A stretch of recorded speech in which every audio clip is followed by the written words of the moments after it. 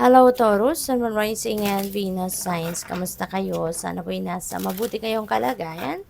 Welcome back po sa Star Tarot at kung bago kayo rito, welcome din po kayo. Please subscribe, like, share my videos and leave me a comment kung nakaresonate po kayo. Thank you. Tignan natin kung ano yung mga messages ninyo for today. First message po ninyo, the musician. Ayan. So, there is inspiration and gratitude. So, napakaganda kasi you are going to be very inspired sa ngayon. Feeling ko dito, no, ang iba sa inyo, you have a inclination to music. Maaaring ikaw ay nagtutugtog, marunong magtugtog ng instrumento, kumakanta, nagsusulat ng kanta, mga ganyan. Or maybe ang iba sa inyo is just loving listening to music. Pwedeng ganon, ano.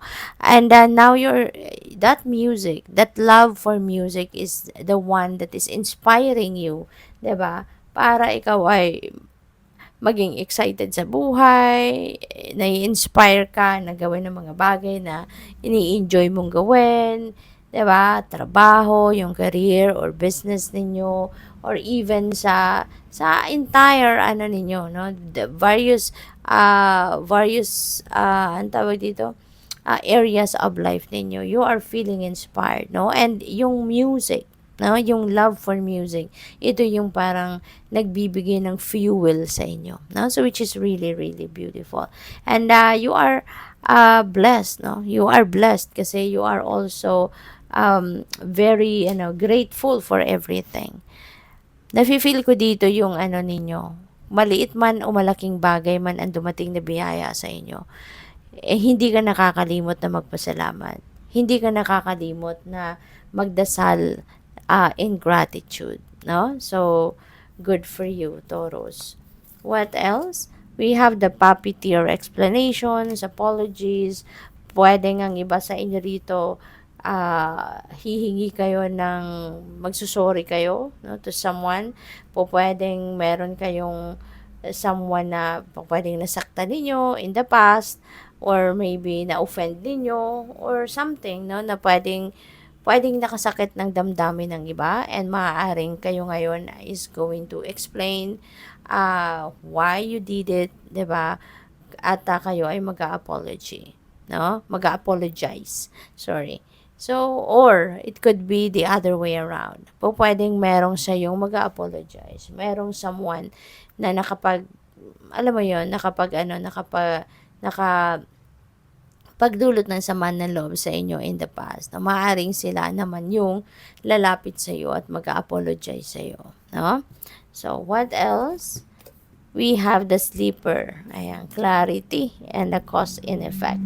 So, siguro sa ngayon, you are going to realize, no? Meron ditong mga realizations na dadating sa isip ninyo, Taurus, na magkakaroon ng ang tawag dito, magkakaroon ng kalinawan ng inyong isipan because of that.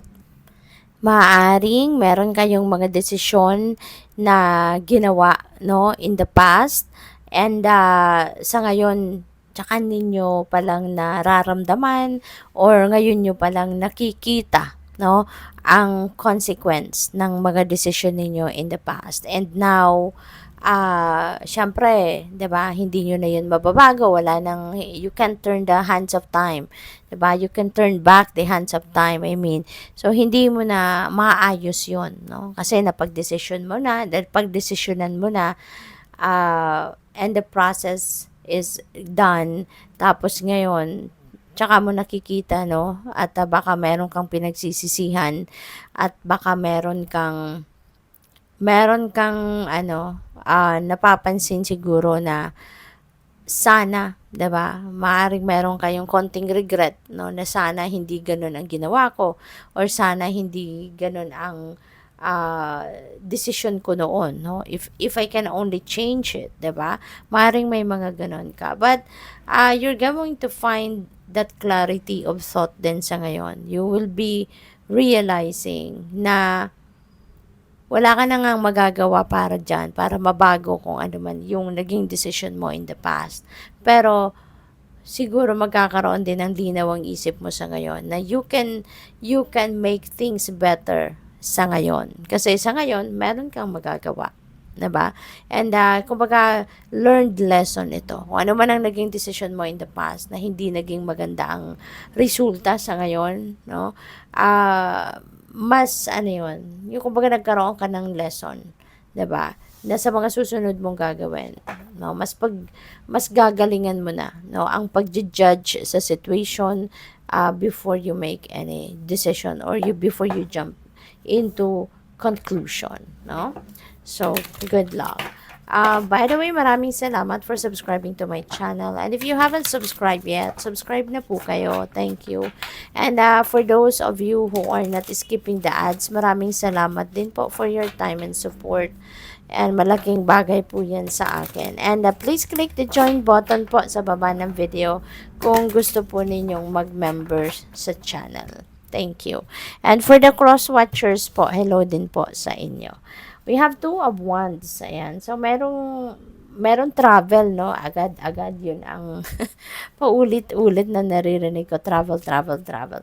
So, maybe ang iba sa inyo po, pwedeng meron kayong book na travel. Baka meron na kayong schedule, naka-book na kayo ng holidays para dito. Maaring meron na kayong ticket, no? Para sa plane ticket kasi feels like to me na this is an international travel, no? Pwedeng mangingibang bansa ang iba sa inyo. For whatever reason, no? Yung travel na to, pwedeng business related, pwedeng mamamasyal lang kayo, pwedeng magtutour, pwedeng merong job opportunity, pwedeng ganon. So, depende sa inyong sitwasyon. But definitely, there is travel na gagawin ang iba sa inyo dito, Taurus. And decisions, no? Number 2, 2 of Wands, 2 is also about choices and decisions. So baka meron kayo ditong pinagpipilian.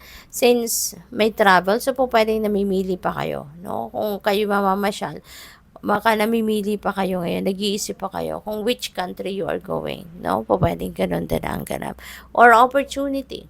There could be opportunity rito na yun ang pinagpipilian ninyo, no? So, good luck sa'yo, Taurus. We have 6 of Pentacles, ayan. So, this is giving and receiving energy. You know, si 6 of Pentacles. Maaaring meron ditong nangangailangan ng tulong at lalapit sa'yo, hihingin ng tulong.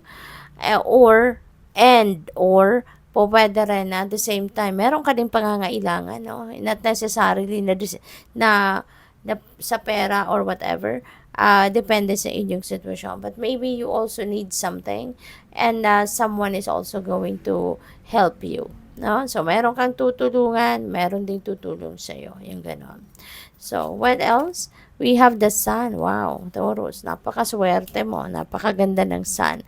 When the sun comes in, no, sa reading, parang lahat, no, kung may mga negative energy man, matatabunan na yan ng sun energy. So, sa ngayon, not bad, no? This is like an average kind of reading. So, okay naman yung energies ninyo.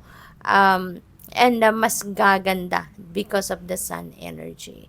Diba? The sun is the most uplifting, no? Most optimistic energy. Kaya napakaganda ng epekto nito sa buhay ninyo. The things are going to fall into its right places. Things are going well. Ano man ang mga inaasikaso ninyo, ginagawa ninyo. This is the start, no? Na magsisimula ng mag-improve, magsisimula ng gumanda ang mga kaganapan sa buhay ninyo. It's not going to happen in an instant. No? Hindi ganun ang pangyayari na with a flick of a finger things are going to change.